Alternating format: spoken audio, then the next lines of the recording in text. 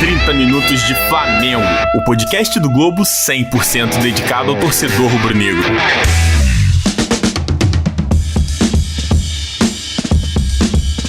Olá, torcedor rubro-negro, seja bem-vindo a mais um episódio do podcast 30 Minutos de Flamengo, o podcast especial do jornal O Globo, onde só se fala do Mengão por meia hora.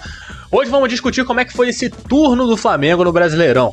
Expectativa, muito mais realidade, e a gente vai ver se ficou dentro dos padrões esses primeiros 19 jogos do Flamengo no Brasileirão, considerando, claro, também o desempenho do time na Libertadores, na Copa do Brasil, que confirmou a classificação para as quartas de final. E para isso temos uma mesa cheia hoje para debater com a gente. Como sempre, Diogo Dantas. Fala, Diogo. Fala, Giovanni, tudo bem? Pois é, Flamengo dentro do esperado até certo ponto, né? Nenhuma eliminação, classificado na Copa do Brasil, classificado na Libertadores, e aí nas cabeças do Campeonato Brasileiro, em termos de desempenho, a gente ainda tem algumas ressalvas para fazer, e vamos chamar nossos amigos aí para a roda para esse debate. Chama eles aí. Hoje a gente tem reforços de dentro aqui do Caderno de Esportes do Jornal O Globo. João Pedro Fonseca é um deles, seja bem-vindo, João. Fala, Giovanni, Diogo. Muito legal estar aqui participando. O nosso ouvinte está acostumado a ouvir meu nome só no fim do programa, nos créditos da produção. Hoje estou aqui full time, mostrando a minha voz nada sedutora para o torcedor rubro-negro. Saiu da comissão técnica e entrou em campo, né? E também temos Marcelo Neves, que é repórter do Caderno de Esporte do Globo e cobre diariamente também o Clube de Regatas do Flamengo. Fala, Marcelo. Salve, Giovanni, salve, João, salve, Diogo. Um prazer estar aqui. As pessoas costumam me ouvir muito na participação do podcast do Fluminense, mas é um prazer estar aqui no do Flamengo. E já adianto que sou um soldado defensor de Domenech Torrent. Então podem esperar que estou do lado dele. Olha aí, já adiantando um pouco da nossa discussão, né? Porque vamos começar relembrando como é que foi esse primeiro turno do Flamengo. O Flamengo fechou os seus 19 jogos na segunda colocação, o que certamente não é suficiente para a torcida rubro-negra, né? Que esperava estar liderando, eu diria até talvez de maneira invicta, o Campeonato Brasileiro depois do ano de 2019. Mas a realidade é mais dura do que a expectativa e muito também pelas mudanças que o Domenech Torrent fez na equipe que ficou consagrada pelas mãos do Jorge Jesus, e claro, contando com todos os outros artifícios dessa temporada insana que a gente está vivendo em 2020, a realidade então é mais dura do que estava sendo montada na cabeça do torcedor flamenguista. Diogo, como é que é a sua análise assim de maneira rápida pra gente começar esse nosso papo desse primeiro tempo? Você falou que tem muita coisa a melhorar no Flamengo, né? É isso, eu acho que o primeiro ponto que já melhorou não tem essa viuvez toda mais do Jorge Jesus, né? Já foi lá pro Benfica, vai com Deus, já tá tomando várias porradas lá em alguns jogos aí, né? Já defendeu fazer rodízio, coisa que ele não fazia aqui no Flamengo. Então eu acho que a torcida, de um modo geral, já abraçou um pouco as ideias do Domi, embora ainda haja uma unanimidade aí que ele precisa encontrar algumas formas do time jogar para que se alcance um desempenho dentro do que estava na expectativa, né? E aí tem toda uma lista aí de problemas, de questões que impedem, a meu ver, e aí é até óbvio algumas delas, o desempenho do Flamengo 100%. Né? A gente teve o surto de Covid, a gente tem convocação da seleção brasileira, temos um calendário totalmente apertado, que o Flamengo disputa 3 competições, segundo a diretoria são 4, porque eliminatórias da Copa do Mundo conta para o Flamengo também. Então é uma coisa louca, né? Ver que o time desempenhou no Brasileiro ali, brigando pela liderança, e consegue aí a classificação na Copa do Brasil e também na Libertadores, é claro que é para se comemorar, né? Se tivesse uma eliminação na Copa do Brasil, como aconteceu com o Jorge Jesus ano passado, já seria um desempenho semelhante ao do ano passado. Então, assim, se você olhar comparativamente, o time está na briga aí pelo que tem para disputar.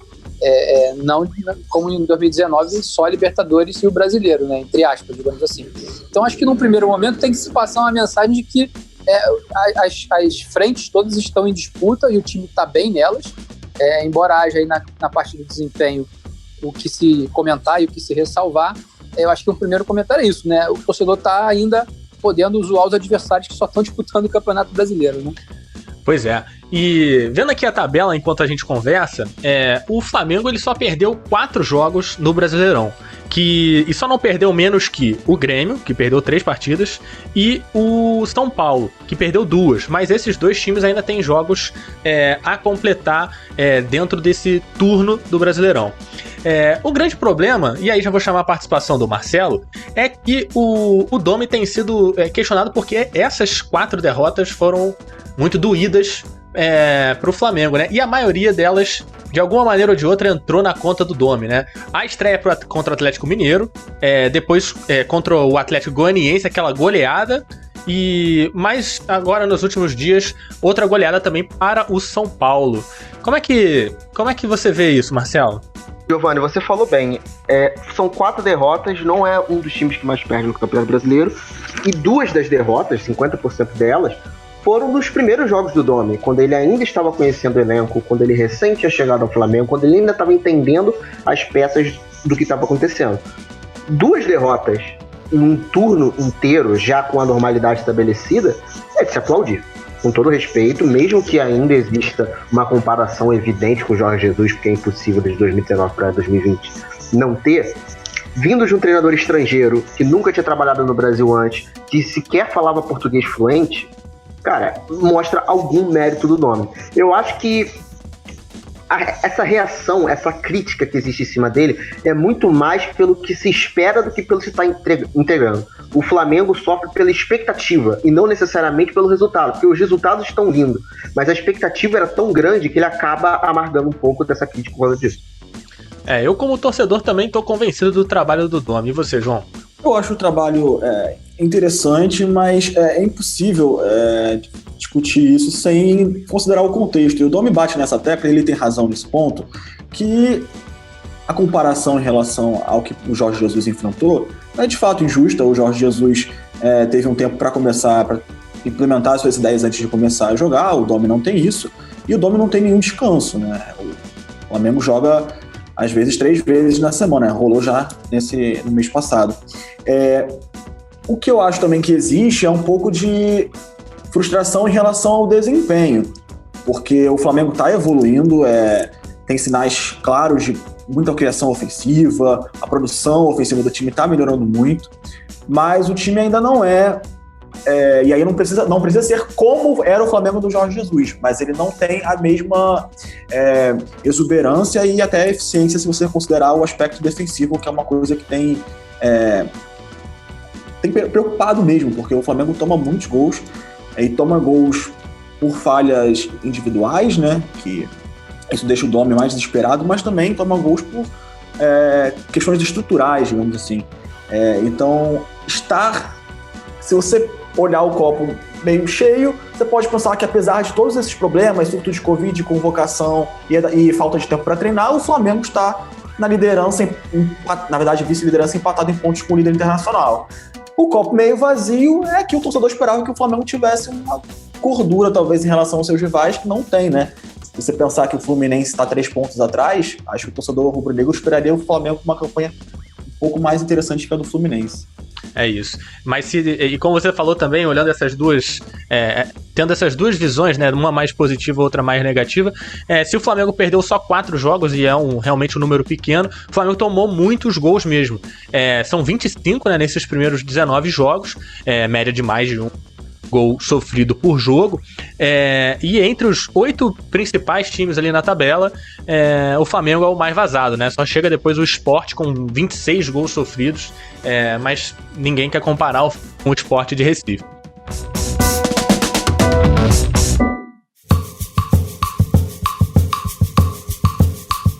E vamos seguir então nessa conversa sobre a defesa, porque parece sim que é o principal aspecto a se melhorar, ou pelo menos é o mais contestado. Diogo, você tem informações sobre como é que o Domi tá quebrando a cabeça para resolver o problema defensivo do Flamengo? Ele tá quebrando a cabeça mais no discurso do que na prática, né? E eu acho interessante o ponto que o Marcelo levantou e o João falou também um pouco disso, em termos de desempenho. O que eu posso dizer para vocês é o seguinte, sendo bem claro, o Domi não tem um trabalho no Flamengo porque ele não tem condições de ter desenvolvido um trabalho ainda, não teve tempo, não teve treinamento para isso. O que ele conseguiu implementar ali foram as ideias dele, e essas ideias foram assimiladas pelos jogadores mais na teoria do que na prática. E os jogadores pegam essas ideias mastigam um pouco essas ideias e no campo colocam em prática um pouco com a cara deles. Por isso, na minha opinião, é que o time teve um salto de qualidade mínimo quando se teve uma expectativa ali daquele início não tá encaixando muito bem e tal. Os jogadores, isso é informação que vem de dentro do Flamengo, pegaram a responsabilidade um pouco para eles. Assimilaram, ouviram o que o Domi tinha para passar, em termos de conceitos táticos e tudo, mas chega num dado momento em que eles assumem um certo protagonismo no campo e eu acho que isso é natural, né? O treinador não entra em campo e apesar de instruir ali, é importante que os jogadores tenham essa autonomia. Quando isso acontece, eu acho que acontece para o bem e acontece para o mal. Como o calendário é louco, tem muitos jogos, em dado momento, quando o time, você vê ali, controle de jogo, posse de bola, número de finalizações, o Flamengo está ali hegemônico na partida, ele tira o pé um pouco. Eu acho isso também natural pela sequência de partidas. Então eu vejo assim, essa questão do desempenho, quando a gente analisa, vê o time que marca muito gol e ao mesmo tempo que toma muito gol, é uma coisa que é administrável até o momento. O que me preocupa, e aí projetando, é que isso seja feito de maneira consciente enquanto possível, né? Contra o Atlético Paranaense me parece que ainda foi, porque tinha uma vantagem do jogo de ida, o time conseguiu largar na frente no Maracanã, e aí depois administrou, acabou levando 2 gols. Aí na conta total, você vai lá e dizer que o Flamengo toma muito gol por jogo, né? Mas faz muito também. Então eu lembro da primeira coletiva do Domi que ele falou que preferia ganhar de 5-4 do que de 1-0. Então não tem ninguém enganando ninguém, e em termos de gestão de elenco ali, eu acho que ele também consegue manter um padrão de jogo mínimo. Isso também tem responsabilidade dos jogadores, mesmo com essa troca toda nesse rodízio que ele implementa. Agora, Diogo, essa história de levar 4 gols, mas fazer 5 é meio complicado, né? Porque não é todo time que vai te permitir fazer 5 gols. Contra o São Paulo, tudo bem que o Flamengo perdeu 2 pênaltis, mas só conseguiu fazer 1. E não é tão simples essa lógica do pode tomar gol porque o ataque vai resolver, porque às vezes, o melhor que seja, você tem um adversário do outro lado que está preparado para neutralizar as suas armas. E acho que o Flamengo tá sujeito a isso. Tem outro, eu acho que o Atlético Mineiro é um outro clube que tá numa situação parecida nessa perspectiva. Assim, o Atlético Mineiro é um time que com uma proposta muito ofensiva, mas às vezes não rola. E aí achar que pode tomar gol porque o ataque vai resolver nem sempre acontece. E outra coisa, né? Você falou assim, você falou sobre a falta de tempo do Domi. Se as coisas derem certo pro Flamengo, ele não vai ter tempo tão cedo. Então ele vai ter que dar um jeito de melhorar essa consistência defensiva como der. Assim, não tem pra onde correr. Ou é isso. Eu acho que ele já mudou um pouco, né? Se você for analisar, o Flamengo jogava com uma linha de defesa muito mais alta no passado. A linha fica mais para trás. Ainda não há um equilíbrio ali com essa segunda linha de marcação. Então, assim, isso é treinamento, a escolha de peça, eu acho que é mais treinamento. Não adianta trocar o Arão pelo Thiago Maia, o Thiago Maia pelo Gerson, às vezes botar um garoto. É muito mais o sistema de jogo. Então, eu não acho que daqui para o final do ano, com as qualidades que o Flamengo tem, ele vai inventar muito mais não, porque ele já fez algumas interferências. Eu vejo que há um risco calculado, né, nesse modo de jogar, e vejo que jogos como o do São Paulo são importantes acontecerem para manter o time ligado, para manter o time ciente de que é importante manter essa pegada. Se não for até o final, que o técnico perceba que o time está tirando um pouco o pé e faça as substituições. Agora, para um jogo decisivo de mata-mata, como a gente vai ter agora nessa segunda parte das competições, isso não é plausível de acontecer. Então vai ter que estar com a força máxima, e a tendência é que as grandes estrelas aí voltem para o retorno do brasileiro e o time tenha um desempenho que consiga chegar num patamar ali de administrar os jogos sem ter que levar gol. Agora, Diogo, você falou sobre a linha avançada. Eu acho que a linha alta continua lá. O problema é que ela se tornou menos eficiente. Tá muito mais fácil escapar dessa pressão que o Flamengo faz no ataque. E eu acho que o jogo contra o São Paulo foi assim, muito didático quanto a isso. Era muito fácil pro São Paulo. Mas aí você tá falando linha alta de ataque, né, João? Não, tô falando da linha alta quando você tá marcando a saída de bola do adversário. O Flamengo dos jogos da defesa que tava alta, na verdade. Não, mas aí as linhas vão todas juntas, né? A movimentação, em tese, é um bloco, o bloco vai junto. Então, hoje eu acho que a linha de defesa ainda tá muito mais plantada do que esteve. Não vejo ela saindo bem, não. Eu acho que o Felipe Luiz, inclusive, demonstra bastante irritação com ela ao longo das últimas partidas. Eu acho que não tem essa movimentação de transição bem feita, nem para atacar e para defender. A segunda linha não acompanha a primeira para fechar o espaço entre elas. Eu acho que é aí que o Domi não consegue treinar. Eu vejo vocês discutindo, isso me lembra muito um debate que a gente teve no ano passado, quando Jesus chegou. Que o Jorge Jesus, quando chegou, o Flamengo também tomava muitos gols. A diferença é que o Jesus teve tempo para treinar, teve mais semanas livres do que o Domi teve até agora, e conseguiu passar para os atletas o que ele queria no quesito de posicionamento e no questão de pensamento defensivo, de linha defensiva. O Domi ainda não conseguiu isso. Então me parece uma situação muito semelhante, porque não adianta. Quem vai ser o titular? Vai ser Rodrigo Caio? Vai ser Gustavo Henrique? Vai ser Léo Pereira? Vai ser Natan? E você troca peças, mas a ideia não está formada. Era a mesma coisa que o Jorge Jesus tinha no passado. E a partir do momento que você teve treinamento e não só troca de peças, você conseguiu melhorar o setor. Eu diria ainda que se tivesse o mesmo tempo de treino pro Domi que o Jesus teve, talvez ele não conseguisse atingir o mesmo objetivo, porque olha só que desafio que ele está tendo. Ele precisa mudar o que estava implementado e já absorvido pelo elenco, e ele tem um estilo de cobrar para que isso seja alcançado muito mais easygoing, digamos assim, do que o Jesus. O Jesus era gritaria no ouvido, entendeu? O Domi não tem essa personalidade. Então acho que ele até tem tentado, a gente percebe algumas coletivas ou vestiário colocar para fora ali, né? Falar mais grosso, falar mais alto, mas ainda não acho que ele encontrou ali o jeito ideal de fazer o elenco entender o que ele pensa.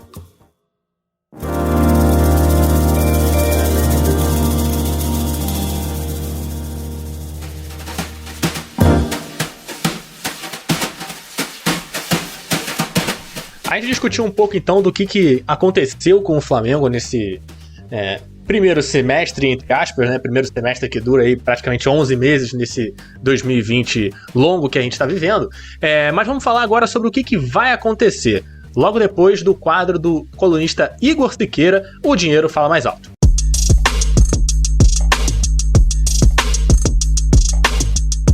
Olá pessoal do 30 Minutos de Flamengo. Bem, se tem uma coisa que o Flamengo precisa ficar de olho no retorno do Brasileirão, é no ritmo de adesões do sócio-torcedor. Olhando os rendimentos trimestrais do clube, é possível verificar um viés de queda que fez com que o volume de dinheiro arrecadado no terceiro trimestre de 2020 já seja quase igual ao que o clube embolsou em abril, maio e junho de 2019, o segundo trimestre do ano passado. Então vamos aos números. Em julho, agosto e setembro de 2020 foram 13,8 milhões arrecadados com sócio-torcedor. No segundo trimestre de 2019 foram 12,1 milhões. Dá para perceber que a crista da onda do crescimento do programa de sócio-torcedor do Flamengo foi para trás. Na virada de 2019 para 2020, por exemplo, foram 2 trimestres, ou seja, uma sequência de 6 meses ali, que a arrecadação total, em cada trimestre ficou na casa dos 21 milhões. Obviamente, o desafio do clube nesse sentido aumentou muito por causa da pandemia, já que o torcedor não pode exercer o direito e o prazer de ir ao estádio de futebol. A aposta agora está na retomada das adesões por causa de uma repaginada que o Flamengo deu no programa. O nome agora do programa é Nação, sem o termo rubro-negra. E além disso, teve um ajuste na identidade visual e o clube também passou a oferecer brindes referentes a cada modalidade escolhida pelo torcedor. Vamos ver se vai dar certo. Eu fico por aqui, um abraço para vocês.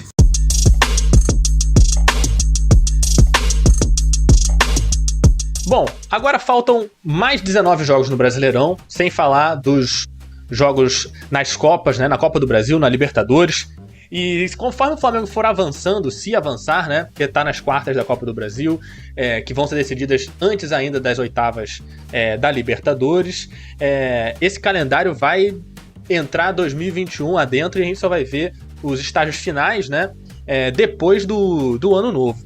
E o que o Flamengo precisa melhorar para atingir os objetivos, que são vencer, se não todos, pelo menos alguma dessas competições? João? Ô Giovanni, você falou uma coisa importante sobre o calendário e acho que uma coisa que talvez faça diferença nessa relação expectativa-realidade é que o Flamengo, quando fez os investimentos para ter o elenco que tem hoje, esperava justamente que pudesse ter uma rotação de alto nível, Os caras ou são convocados, ou se machucam, ou suspensos, enfim, e você tem uma reposição. Só que o índice de desfalques foi tão alto, assim, concomitantemente, por diversas razões, que essa vantagem de elenco que poderia representar uma vantagem na tabela e uma diferença de desempenho, ela não acontece, o que o Flamengo esperava que fosse material humano para fazer a rotação continuar em alto nível, virou, na verdade, o que temos para hoje? Já que não tem Gabigol, já que não tem Arrascaeta, já que não tem Pedro Rocha, já que não tem Diego, quem que sobra, né? Então, a expectativa de ter um banco, vamos ter 5 substituições esse ano, o Flamengo vai poder botar todo mundo para jogar, isso não acontece, né? Porque o Flamengo nem tem essas opções no banco, porque nunca tem todo mundo à disposição. Talvez a diferença entre expectativa e realidade passe por isso. Acho legal esse ponto. E se você parar para olhar aí os 11 ideal do Flamengo, acho que nesse momento aí de mata-mata, de retorno de brasileiro, jogos mais decisivos, esse rodízio do Domi, ele pode continuar e vai continuar pelos critérios de minutagem, de desgaste físico, mas ele precisa encontrar um time ideal e ele, quando tiver os atletas todos à disposição, aí, o Gabigol e o Arrascaeta estão para voltar e tudo, ele precisa definir um time titular. Eu acho que até para a confiança do elenco, para a ideia de que aquela aí vai ser a força máxima. Eu acho que principalmente nos jogos aí de Libertadores e Copa do Brasil, isso vai ser importante, porque tudo bem, você tem o Gabigol machucado, você coloca o Pedro. Aí tá dando conta. Você acha que ele não tem um time titular ainda? Eu acho que tirando o Pedro e o Gabigol, ele já sabe o que é o time titular. Eu acho que são ali 14 titulares, eu diria. Eu diria que ele 14 titulares. Pô, ótimo, então, né? porque aí o Flamengo vai ter superioridade numérica em todos os jogos. Todos os setores. Eu acho que ele não sabe muito bem o que fazer se o Gabigol voltar e ele tiver que mexer ali, por exemplo, num volante. Diria que sobraria hoje pro Ilharão, mas é o que ainda dá alguma consistência defensiva, que é um ponto que tem sido ruim, Sei né? lá, hein? Você falar isso depois de um jogo em que o Arão falhou nos 2 gols é complicado, viu? Falhou nos 2 gols, mas o Arão deu passe pros 2 gols também, né, do Flamengo. Agora, o que eu acho interessante é a visão que vai barrar quem? Barrem aí vocês, quero ver. Em tese seria o Arão para jogar o Thiago Maia, né? Mas aí a gente já viu contra o Atlético Paranaense uma faceta do Thiago Maia sendo o cara mais avançado dos 3, né? Pois é. Jogou à frente do Gerson e do Ilharão. Agora, eu tenho menos preocupação. Pra defender o Arão, não é nem a questão do Arão estar mal. É a questão que o Thiago Maia e o Gerson estão jogando muito também, né? Então, pelo futebol apresentado, ali na linha de volante, que vai ser inevitavelmente o Arão. Agora, o Diogo acha que ele precisa definir um time titular. Eu acho isso secundário. Acho que essa situação atual de muitos desfalques vai continuar. Talvez menos, porque agora foi muita coisa ao mesmo tempo. Acho que vai diminuir um pouco a intensidade dos desfalques, mas eles vão continuar acontecendo. E com as competições simultaneamente, eu acho que ele naturalmente vai... esse jogo aqui é Gerson e Arão, esse aqui é Gerson e Thiago Maia, esse aqui é Arão e Thiago Maia, ou esse aqui é Gabigol e Bruno Henrique, esse aqui é Pedro e Bruno Henrique, esse é Gabigol com Pedro, ou os 3 juntos, enfim. Ele vai já deixou isso muito claro, ele vai mexer por necessidade e por opção também, porque ele gosta disso e não tem muito para onde correr. Agora, eu acho que tem um outro ponto que vale levantar aqui, e aí talvez a torcida não fique muito feliz com a minha avaliação, é que eu acho que está na hora do Diego Alves voltar para esse time. Não necessariamente de maneira absoluta, mas o Neneca está dando ali alguns sinais de que ainda não está pronto e é normal que não esteja, pela idade, pela ascensão meteórica. Acho que contra o Atlético Paranaense 2 coisas me preocuparam. Uma, aquele lance ali que ele foi salvo pelo juiz porque se atrapalhou um pouco ali com os pés. Acho que o Diego Alves é um goleiro mais seguro para o jogo com os pés que o Neneca. Acho que as saídas em cobranças de escanteio do adversário, às vezes o Neneca vai e não acha nada. Ele está tendo um pouco de sorte nesse sentido, porque os vacilos dele não estão resultando em gols dos adversários, mas tem algumas pistas ali de que ele não está 100%. Acho o Diego Alves mais confiável. E quando a coisa engrossar um pouco, não dá para você dispensar um cara como o Diego Alves, que é um grande jogador, que tem história e que é malandro no bom sentido, né? Ele consegue passar assim, uma segurança e uma temperatura mais firme para o time, que o Neneca não tem nem condições de fazer nessa altura da carreira, né? E quando você fala... tem esse drama também, não tem problema, não. Mas a questão, eu acho que passa por dentro de campo, né? Porque você falou aí quando a coisa engrossar, e eu já vejo os 2 jogos contra o Racing, né? Porque vão ser jogos duros, pode ser que né, num empate, a decisão vá para pênalti. E eu sempre penso que na Libertadores você ter um jogador experiente e mais que domina o espanhol, eu acho que é muito importante isso para o cara, com a liderança do Diego Alves ainda por cima, né, para o cara poder peitar não só os jogadores, mas sei lá, o juiz, assim, numa situação mais tensa, como vão ser esses 2 jogos contra o time argentino. Eu acho que é realmente importante ter o Diego Alves, mas também não basta botar ele só no jogo do Racing, né? Ele tem que voltar a pegar uma sequência para se recuperar e chegar lá já aquecido para essa disputa, né? Havia expectativa desse retorno com o encaminhamento do contrato renovado nos últimos 15 dias. Ele está à disposição depois de se recuperar de lesão. O Flamengo fez uma proposta, o goleiro aceitou, e depois o Flamengo, não futebol, né, a Gávea, voltou atrás nos valores. O que eu tenho de informação, embora a diretoria não confirme, é isso aí de fato que o Marcelo falou. Enquanto não renovar, dificilmente ele joga. Vai afunilando, vão aparecer jogos aí importantes, e eu acho que na verdade ele já voltou ali ao time na importância que ele tem de liderança, né, de vestiário, de beira do campo. Se a gente observar aí nos últimos jogos, ele tem sido ativo, né, ali junto aos jogadores. E até uma cena que me chamou a atenção foi que no intervalo do jogo, agora só não lembro se foi contra o São Paulo ou contra o Atlético mesmo, apareceu o Diego Alves dando instrução pra galera e fazendo aquele discurso motivacional na volta do vestiário. Se eu não me engano, foi contra o São Paulo que o Flamengo já tinha tomado a virada ali, né? E aí nesse aspecto que eu acho que além da parte técnica é importante realmente o retorno dele, porque no momento que a zaga está ali sendo questionada, é importante ter um jogador experiente, para quem você pode recuar a bola, que vai orientar, que olha de trás ali o jogo.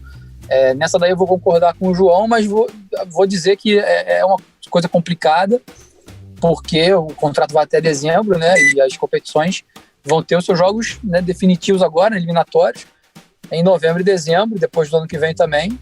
Então o Flamengo pode acabar tendo que ceder. O Hugo Neneca tá dando conta debaixo da trave, né? Mas eu acho que ele ainda não é um goleiro tão completo quanto o Diego Alves. Agora, o que falta para essa renovação sair, hein? Pelo amor de Deus, que novela!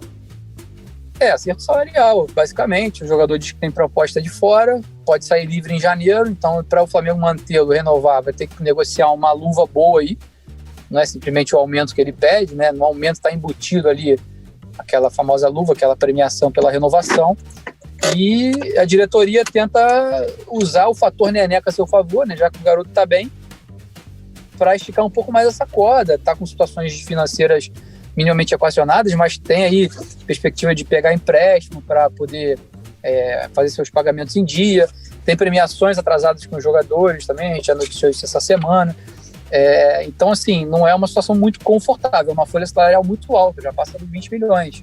O Diego Alves aí é um dos maiores salários do elenco. Goleiro consagrado na Europa, nas costas.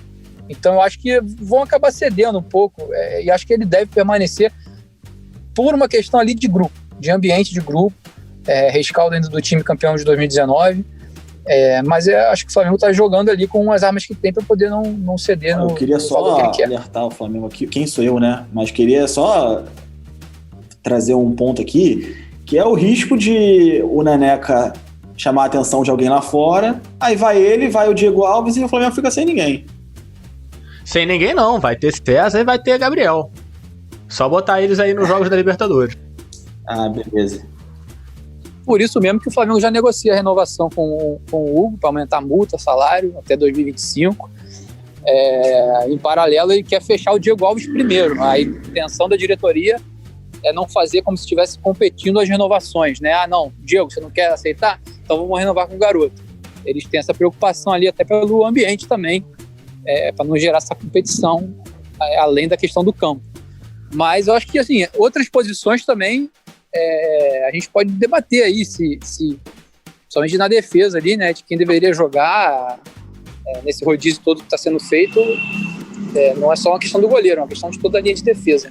É a única lacuna do time, em tese, né, que é o companheiro do Rodrigo Caio na zaga, que Joga o Léo Pereira, aí a gente acha que a gente gosta mais do Gustavo Henrique, aí joga o Gustavo Henrique, a gente acha que a gente prefere o Tuller, aí joga o Tuller, no final das contas tá um pouco parecendo o Pará e o Rodinei, sabe? Embora esses jogadores que eu citei sejam melhores do que o Pará e o Rodinei, mas é a mesma vibe, sabe? Tipo, o melhor é o que não tá jogando, porque tá complicado se animar com qualquer um deles, mas eu acho que a dupla mais interessante é Rodrigo Caio e Natan, né? Eu já tô convencido pelo Natan. O que falta para o Natan ser consolidado como o parceiro do Rodrigo Caio na zaga? Só e quando é que isso vai acontecer, por sinal? O Natan já tá se consolidando. Mais uma semaninha pelo menos aí.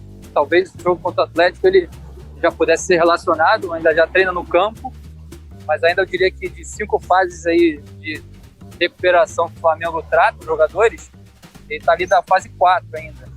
E o Arrascaeta, que teve problema grave ano passado, né? Esse ano tem vindo bem, mas quando foi para a seleção do Uruguai, também teve uma lesão muscular. E aí voltou, sentiu no treinamento um probleminha no joelho. Situação parecida até com o do Diego Alves, que teve um problema no ombro também por conta de pancada, trauma. E aí quando voltou, sentiu um probleminha no joelho. Então é aquilo que vocês já falaram. Tem sempre alguém fora, vai ter sempre alguém fora por lesão. E o rodízio se impõe aí nessa necessidade. Vamos ver se para a segunda parte aí das competições de 2020, o Domi tenha, como o João falou, né, o ideal de elenco à disposição para a gente poder dizer, se não tem A, tem B, mas o cara tá ali no banco. Aquela discussão do Gabigol no banco, ela acabou, né? Porque quase não aconteceu mais. Né? Nunca precisou escolher entre um e outro, né? Foram muito poucos jogos nessas circunstâncias. E eu acho que quando isso voltar a acontecer, vai ficar melhor para o Domi trabalhar.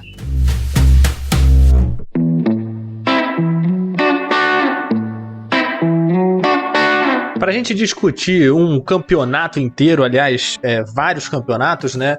É muita coisa para os nossos 30 minutos, por isso vamos entrar já nos acréscimos da nossa discussão aqui, que eu também convido vocês para fazer as considerações finais aí sobre o nosso tema, mas nosso acréscimo, em vez de ser sobre os próximos jogos, vamos fazer sobre todo o segundo turno. Marcelo, como é que você imagina que o Flamengo vai sair aí nesse segundo turno? Para mim, o Flamengo é o grande favorito ao título brasileiro. Para mim, não tem a menor sombra de dúvida que se eu for apontar um campeão, vai ser o Flamengo.